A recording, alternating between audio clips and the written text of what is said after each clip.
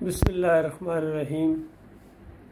इससे पहले एक वीडियो के अंदर ये बात साबित की गई थी कि दीन के ऊपर उजरत लेना ये किसी हाल में जायज़ नहीं है, चाहे वो नमाज पढ़ाने के पैसे हों, इमामत करने के, या मुअज्जिन की तनख्वाह हो अजान देने के, या कोई दरस व तदरीस का इंसान काम कर रहा हो, कुरान पढ़ा रहा हो और या उसकी कोई तफसीर पढ़ा रहा हो या फ़िक़्ह की तालीम दे रहा हो, दीनी तालीम, तो उसके ऊपर उजरत लेना, मुआवजा लेना ये बिल्कुल हराम है, नाजायज़ है।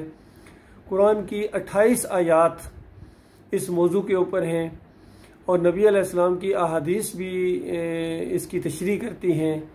और पिन पॉइंट करके नबी अलैहिस्सलाम ने एक हदीस में फरमाया कि देखना मुअज्जिन ऐसे को रखो जो उजरत ना ले।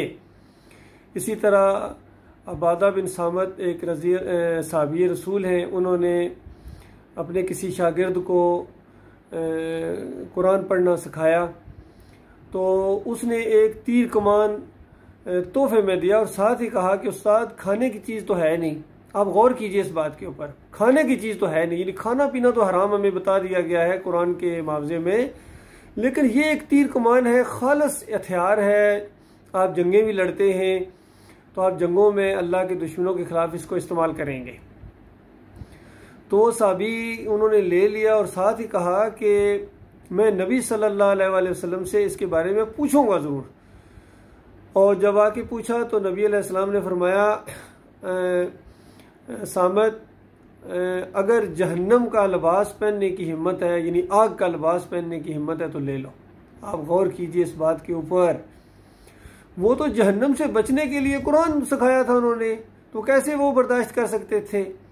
लेकिन आज हमारे उलमा हैं, ये बिल्कुल तैयार हैं, जहन्नम का लिबास पहनने की इनके अंदर हिम्मत है और ये ले रहे हैं, मुआवजे ले रहे हैं, कुरान पढ़ाने के मुआवजे ले रहे हैं, इमामत कराने के तनख्वाहें ले रहे हैं और अजान देने की तनख्वाहें ले रहे हैं। इनके अंदर बड़ी हिम्मत है। वमा अस्बरहु अलन नार, जो कहा गया इन्हीं के लिए कि आग के ऊपर कैसे साबर है, इनकी हिम्मत की दाद दो।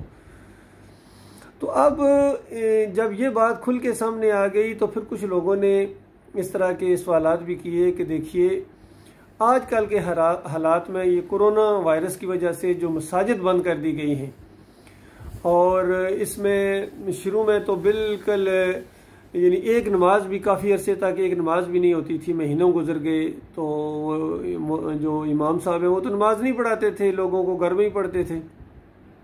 हाँ, अलबत्ता आज़ान होती थी, मौज़िन अज़ान दे के बस वो अपनी नमाज पढ़ के चला जाता था। तो कुछ लोगों ने कहा भाई अब बताइए इसकी जो तनख्वाह है ख़ासकर इमाम साहब की, ये जायज़ है या नाजायज़ है। तो मैं तो खैर उनको यही जवाब देता हूँ कि अगर ये 5 टाइम पढ़ाएं भी तब भी नाजायज़ है, बिल्कुल।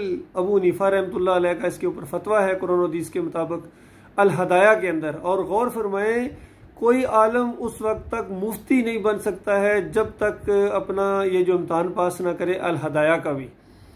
तो उसके अंदर ये फतवा मौजूद है अबू हनीफा रहमतुल्लाह अलैह का कि जो इमाम इमामत कराने की तनख्वाह लेता है, जो मुअज्जिन अजान की तनख्वाह लेता है और जो आलम दीन कुरान और हदीस पढ़ाने की तनख्वाह लेता है, ये नाजायज़ लेता है, हराम लेता है। और इनके दोनों शागिर्दों ने,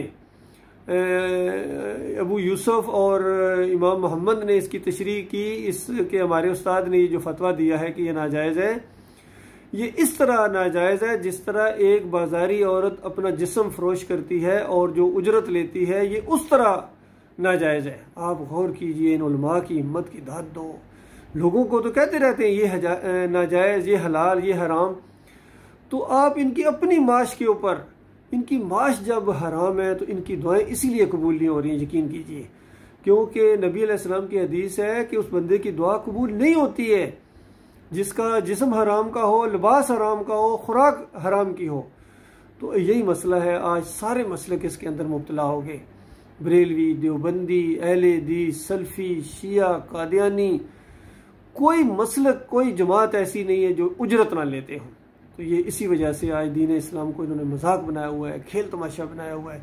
और मज़े की बात यह है कि हराम खा के बात भी सही बताते नहीं है। जिस तरह सूरह तौबा की 34 नंबर आयत के अंदर आया, या अय्युहल्लज़ीना आमनू इन्ना कसीरम मिनल अहबार व रुहबान ला याकुलूना अमवालन नास बिल बातिल व यसुद्दूना अन सबीलिल्लाह, कि इन यहूदो नसारा के जो उलमा हैं इनकी अक्सरियत है लोगों का माल खाते हैं बातिल तरीक़ों से और लोगों को अल्लाह के रास्ते से रोकते हैं।